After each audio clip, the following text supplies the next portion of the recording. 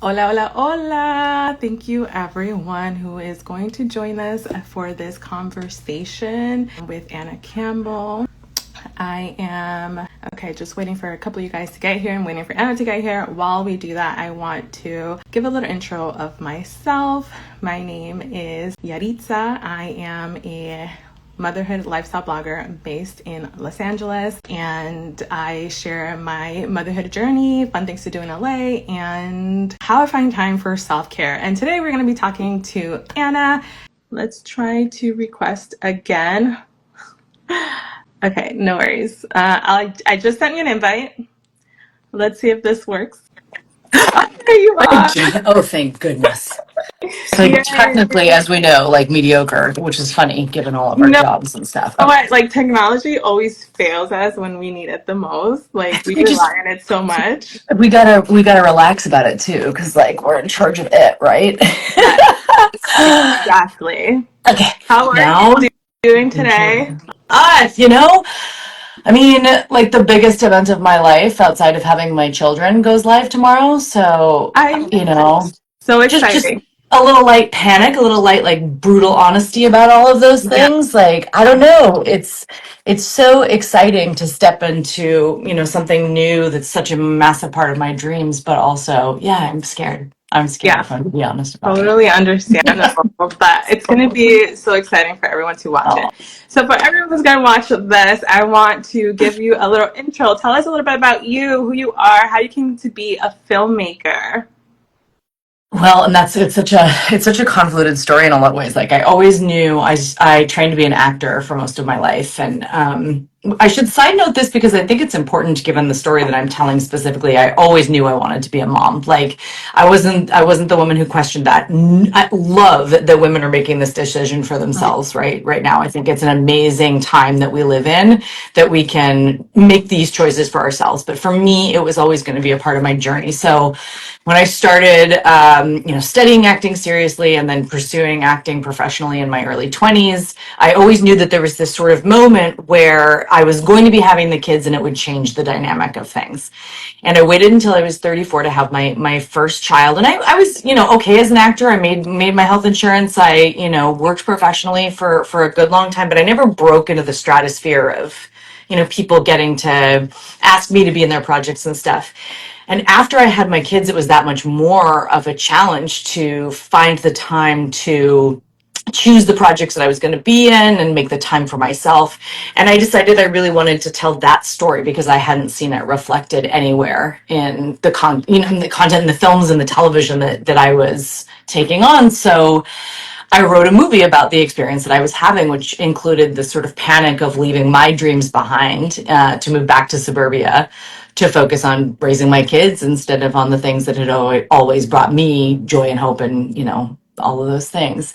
And so then that happened but weirdly, so the timeline is weird because I wrote the film and then the pandemic hit and we actually left Los Angeles to move back to Portland where I grew up.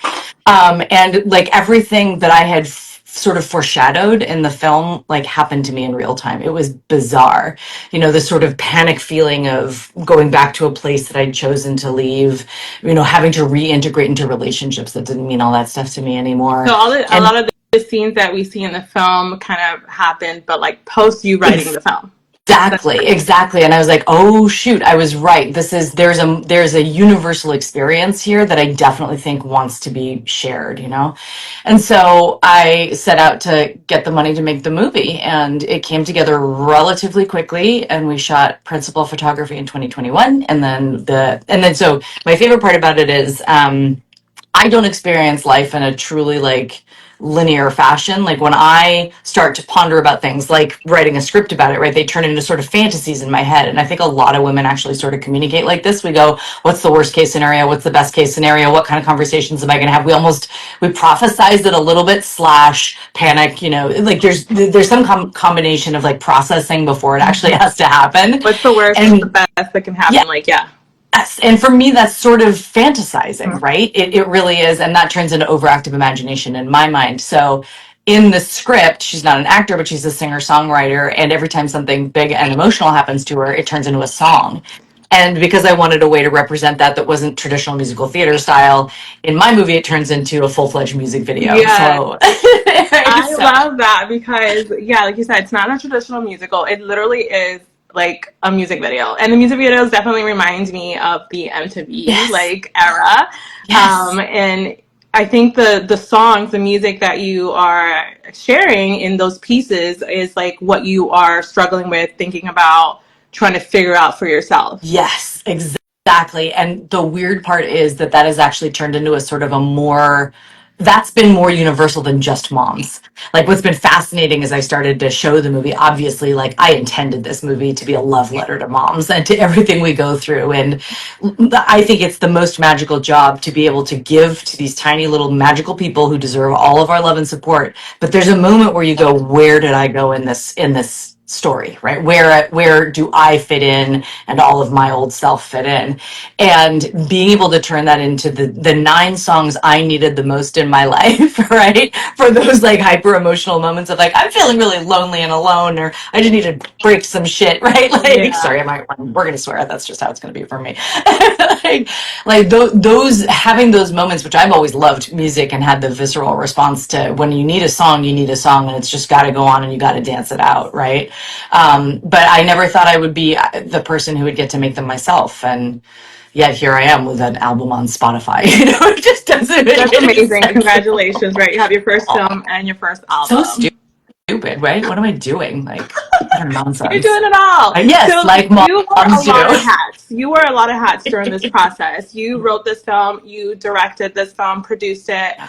and you're the lead actress, and you're a mom on top of everything. And my So kids are in it, so I was literally your mommying kids while are I. in it. It's a family affair. Yes. How did you manage all of that? Because I feel like a lot of moms see moms that are doing it, and we're like, how is she doing all of this? Like, does she have a village? Like, how is she managing all of these different moving parts?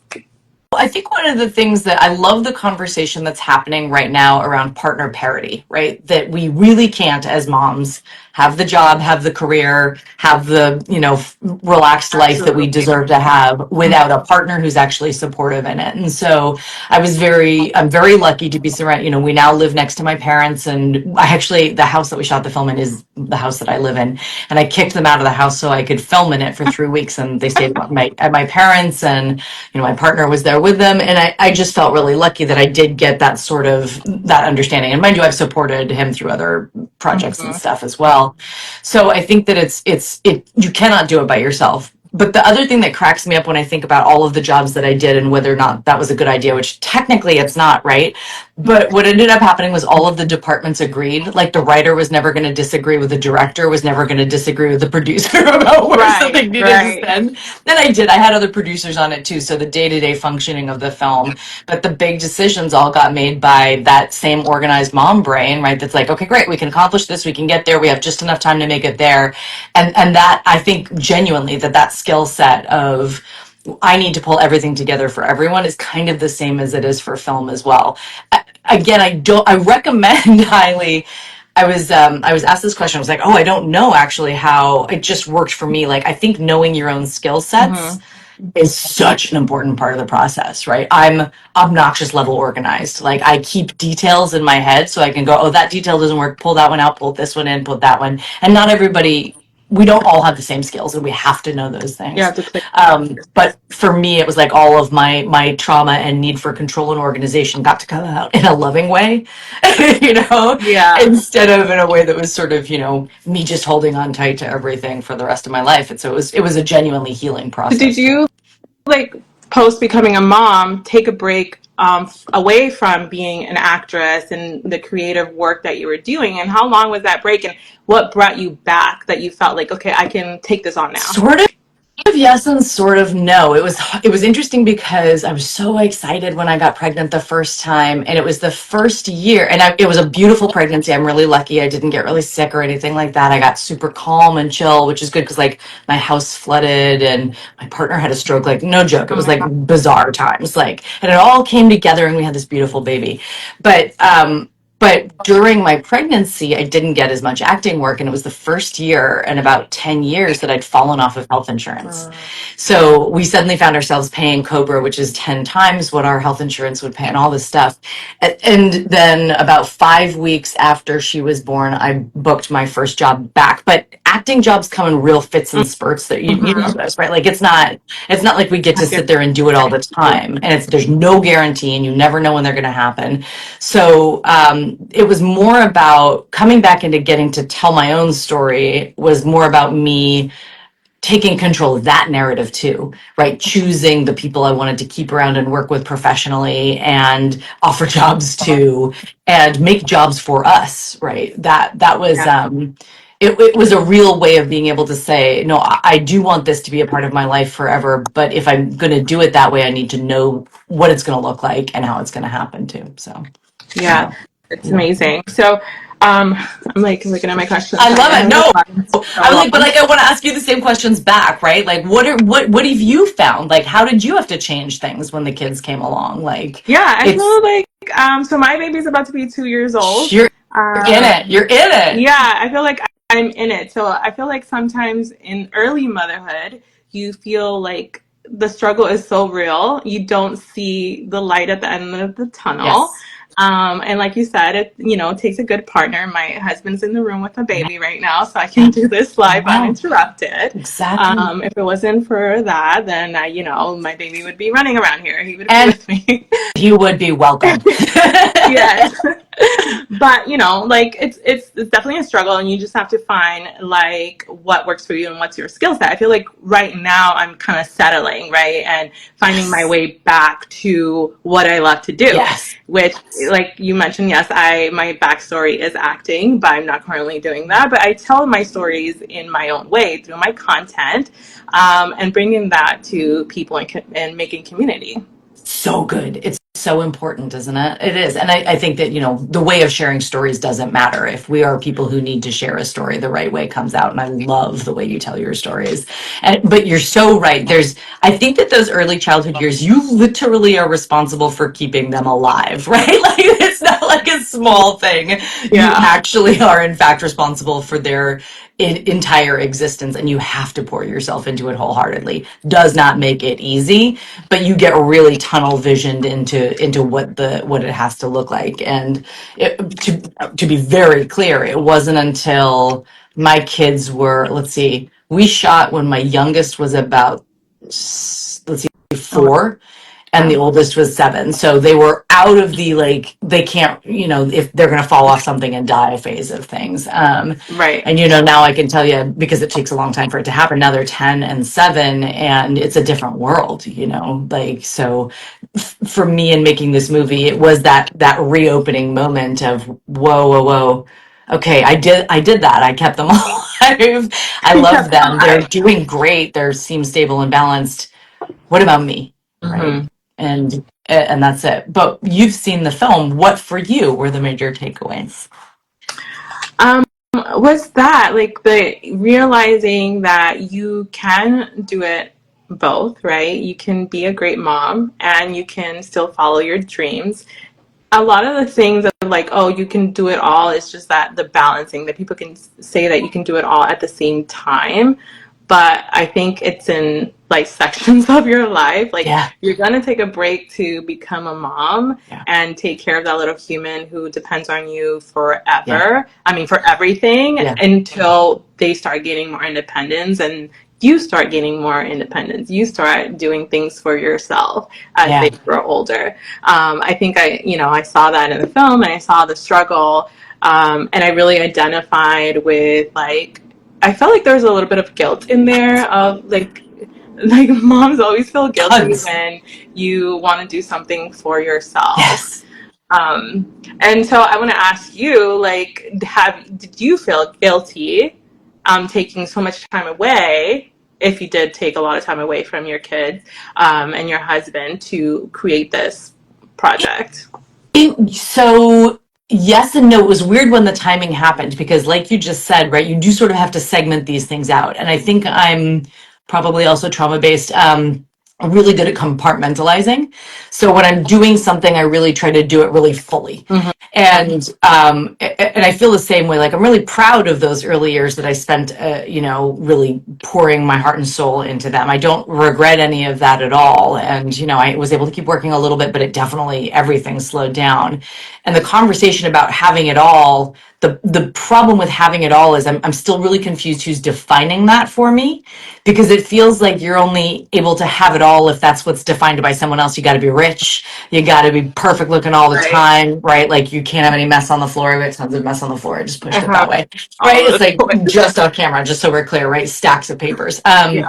But I think that so I don't want to give the impression that there wasn't something. For me, the guilt came after. So the kids were nearby. I tried to have dinner with them anytime we weren't doing night shoots. They came to set as often as they could. So I included them in the process and showed them that I was doing my thing, right? That it was part of the joy of it was sharing my dream with them. And it is my kids in And the movie. My they were, part Yeah, of it. yeah. So especially it was harder for the youngest one when we were doing the first part of it, because she like did a couple days of extra work, and it's fun for me to be like, see, she's right over there and she's in the music video. But then when she got to finally a year later like be in her own music video and feel like the star for a moment, I watched her come out of her shell. So sharing that kind of part of it. But it wasn't until afterwards that I realized how many things I'd missed, Um, right? How many activities that they'd gone and done without me, and how many zoo trips. And I loved that my parents and partner shared the pictures, but I was like, I wasn't there for that, and you don't get those times back. So the mom guilt is real, but I can't figure out how much of it is societal pressure that we're supposed to be their everything, and how much of it is genuinely just wanting to be with them because they're a piece of you. yeah, And I mean, it's a struggle because when I started going out, yes, I want to be out in the world and yes, doing my own yes, thing by myself, yes, but then I also do miss him when he's not yes, with me. I'm like, yeah. ah. Did you Like find? this year he had his first Easter egg hunt with my mother-in-law, and I wasn't there. And I was like, why wasn't I didn't know. Like, would I have skipped my event knowing that was going to happen? I don't know. But it didn't make me feel guilty. Like, I didn't see that. The first Yeah, time you got into the pool, I didn't see that.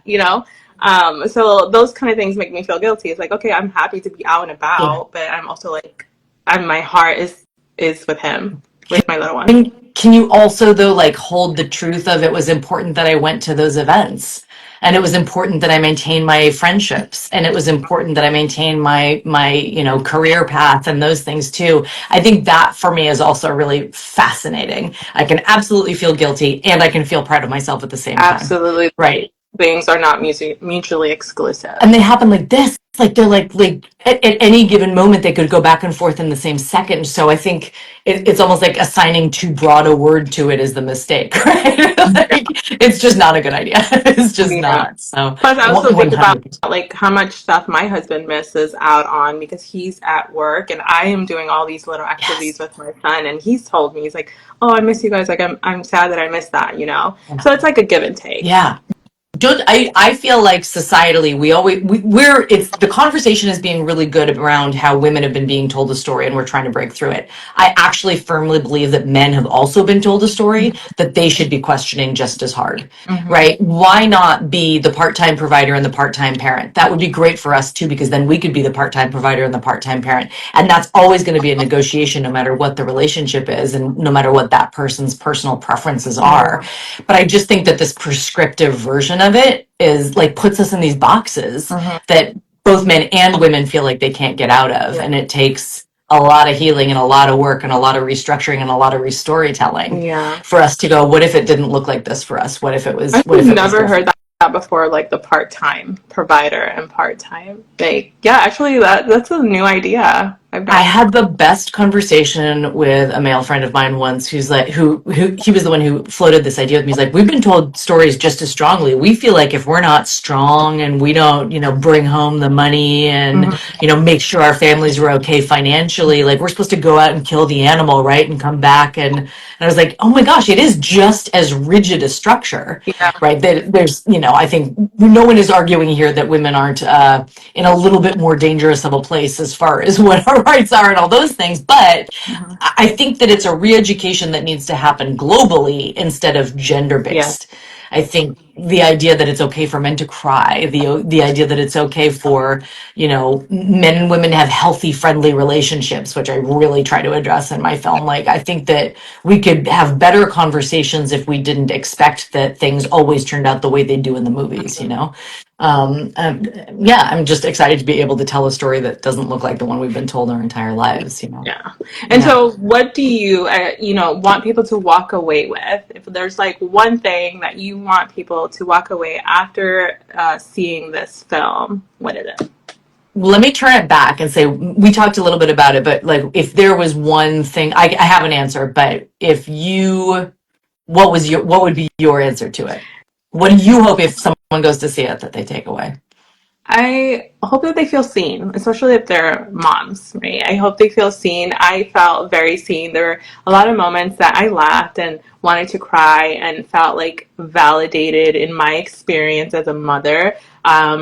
The story that you tell of Nora is not a story that we see often when moms are depicted in films. So yeah, I think like feeling seen is like the number one thing you're gonna make me cry. Literally, like that's like the dream answer right there, right?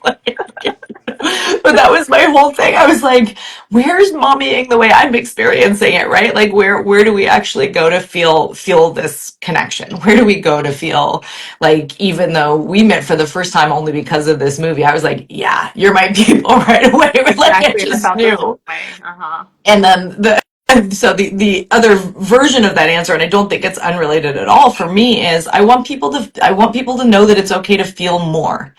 I think we spend a lot of time in our world pulling back instead of leaning into what the truth of a feeling is. And I think so my tagline on the poster is feel more, but that comes out of a conversation directly in the movie from a friend who's like, you're pretending.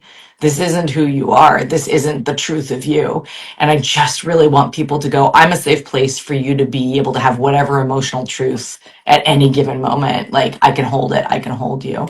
And I just really hope that that's what we can encourage, especially for our kids, Uh-huh. right? To go, there's a safe place for you to have your emotional space. And that's what I want to teach the next That is generations for sure. that's so important because I feel like in this day and age, like people are holding on, like you said, to their emotions and then they come out in a very explosive Yeah. way.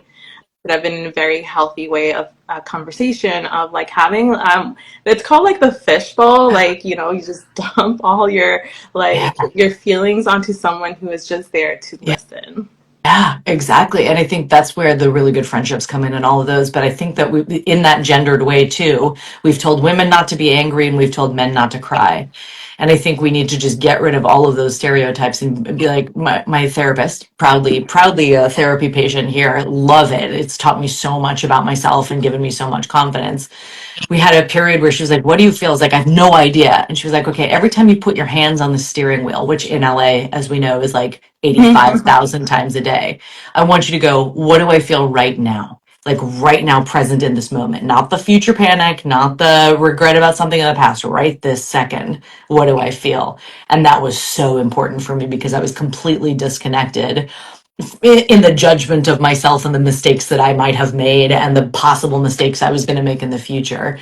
And it was only through that realization that no, right now is the moment that I'm in, that matters, I guess. So, Yeah. in that feeling seen, I think that's the thing that we ground ourselves in, Yeah. right? What do you feel? So, and you're allowed to feel it all. Exactly. And so your film premieres, streaming a global premiere tomorrow. Tomorrow, So Saturday, May exciting. 24th. Can you believe it? It's here. Yes. So exciting. Tomorrow on Beeps. Yes. The link to watch the movie is on my bio. Yep. So anyone who's watching who wants to go see it, please do. How long is it going to be running or streaming on Beeps? Yes, so Veeps is this awesome platform that's given us permission to really align with the amazing audience members that we have. So anybody who's watching this, make sure you're doing it through that link in Yaritza's bio because that's the right way to do it. We'll be on there from May 24th through June 23rd, so a full 30 days. And it's not just the film. each one of the music videos, which are snippets of the full-length music video and the film, are all going to be on there as additional sort of bonus content, like DVD extras. And we have an interview with some of the cast members and my musician who wrote all of the music in there. And we're going to do a live Q&A tomorrow. Oh, the audio cut off. Okay, there you go. Second. We're also going to do a live event that will be streamed right after the premiere, which is at 5 p.m. tomorrow Pacific time. So that'll be 8 p.m. Eastern time, Eastern where you are. And it's global, so I don't know where you are. And that conversation is also going to be preserved as part of your ticket purchase. So you'd be able to see that once live conversation. That is so awesome. That gives me like so much nostalgia. Like it's like the DVD, right? You got the DVD extras. I always look forward to that when you got the DVDs. Oh my gosh, I feel like this whole experience has been like a nostalgia bomb. I'm making a music video movie, like MTV Generation Moms. Yeah. Like, all right, so exactly. Like I just want you to, and it's the price of a movie ticket, but no babysitter necessary because you're streaming it directly in your home, and you can really watch it on your own time. The other thing that's important is you do have 7 full days to watch it after you purchase that ticket. So either if you've pre-purchased it or at the premiere. If you're a mom and you don't have time to watch the whole damn thing, you can watch it in the fits and starts. That's not how I recommend watching it. As a mom, I watch things like 10, 15 minutes at a time. 100%, especially at age 2. Right? When are they going to wake up? Right? When am I going to fall asleep in the middle? Yeah, exactly. So true.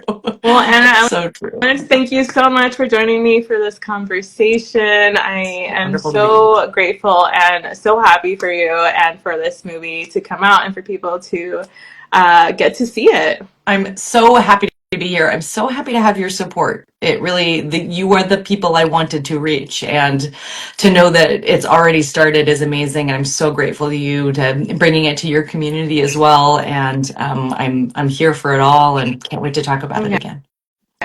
Thank you so much. Enjoy the rest of your day. And thank you everyone for joining us. Make sure you check the link in bio. Follow Anna. You can see it. This replay is going to be on my Instagram, so you'll be able to click on it and follow her and see all her success. You're amazing. Talk again soon. Bye. Love you. Bye.